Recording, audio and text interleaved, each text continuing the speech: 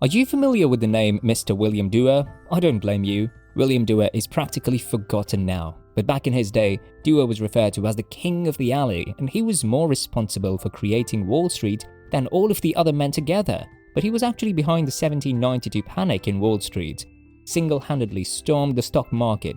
So we thought of telling you the story of the panic of 1792.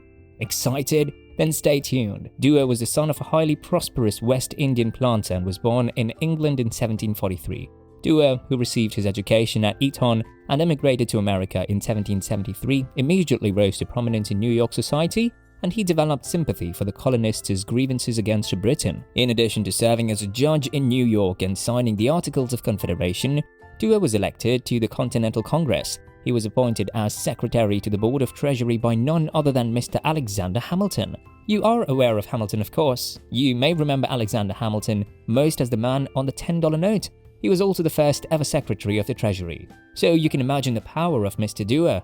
With that power, he also welcomed Reed.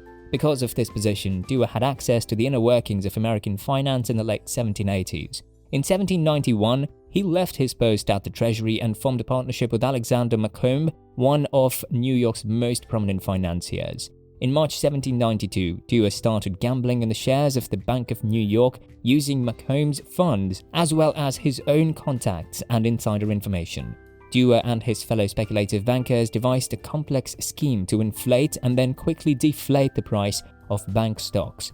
They also attempted to double dip by insuring each other's notes. The objective was to control the market for 6s or 6% delayed bonds, which were used to purchase shares in the new central bank. Like any gambler, Duer couldn't resist betting on every bank stock he could discover. He began borrowing when Macomb's funds ran out. He obtained a bank loan. He took out loans from brokers. He took loans from store owners, street sweepers, and shoe shiners.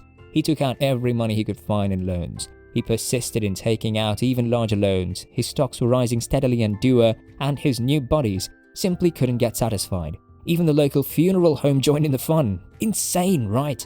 But are you aware of what transpired next? You probably have an idea. Every gambler experiences the same thing. It all eventually comes tumbling down. In essence, the issue was that Duer and his associates had borrowed a sizable sum to finance this scheme, and it was their eventual failure on these debts that set off the panic and a run on banks. He was reportedly declared insolvent and owed as much as $3 million. Particularly, investors in a state of fear withdrew their money from the newly constituted central bank, possibly with disastrous results. Banks began calling in their loans as they bought, sold, and tried to manipulate the valuations of the assets as soon as they sensed the money supply tightening. During the 1792 panic, the price of securities plunged by 25% over 2 weeks in March and April. Interest rates increased by as much as 1% per day. These stock markets hadn't been operational for 2 years. Duer and Macomb were imprisoned as soon as possible in debtors' jail. However, Alexander Hamilton came to the rescue and made sure that no one in the nation suffered. To bolster the market, he directed the Treasury to buy federal securities worth several $100,000, and he urged banks to refrain from calling in loans. Soon, the peace in the market came back. According to historian John Steele Gordon, it would be 195 years until the Great Crash of 1987. Duer gained the reputation of being the first by often trading on insider information. After his breakdown and the subsequent crash, the auctioneers and dealers decided to move in from the street and the coffee shops and locate a more permanent venue within a month.